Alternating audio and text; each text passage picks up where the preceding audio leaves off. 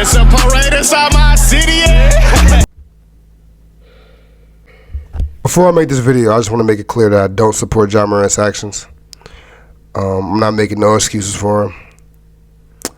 But we got to look at the situation at more of a deeper level than just flashing a gun. Especially as a young black man, we know this part of our culture.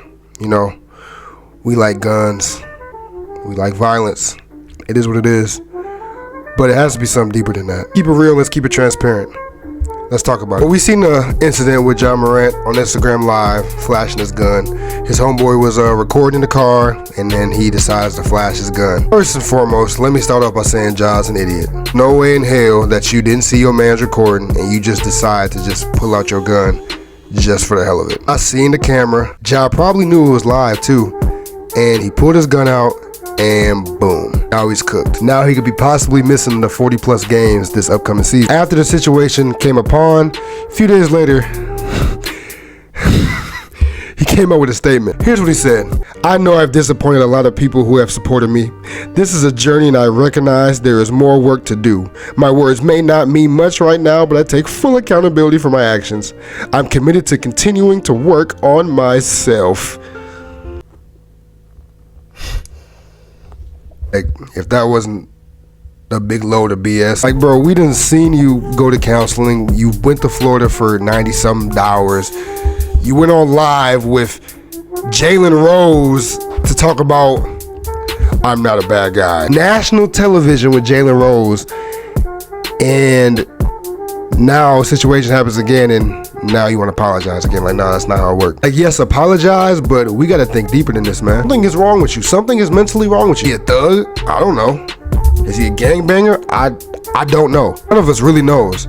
No matter how much we say, oh, well, we see Ja with a 2-parent household and he has a nice upbringing. Like, we don't know what that man went through. We really don't know what he has struggled with. Could have had issues of being accepted. He could have had issues with being a kid. You don't know about his mental health. JJ Redick's take really got me going too. Pretty much saying Ja didn't commit a crime, so why are we trying to slam the hammer on a 23-year-old? Which kind of makes sense, but at the end of the day, you know, he's one of the faces of the NBA. He is one of the more known players in the league. An NBA player pulling out guns, making it cool to seem like being a thug and being hard and gangster is cool.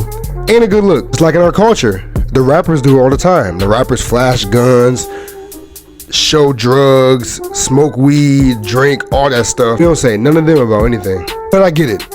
The rap world and basketball is two different things, but they both tie in with each other. But that's a different topic. What does Ja really need though? Well, let's start by saying suspending him for 40 plus games is crazy. Especially during the playoff time, way before the season starting, before off season starting. Like, why are we thinking about suspending him half a season already? Yeah, he flashed a gun, but did he kill anybody?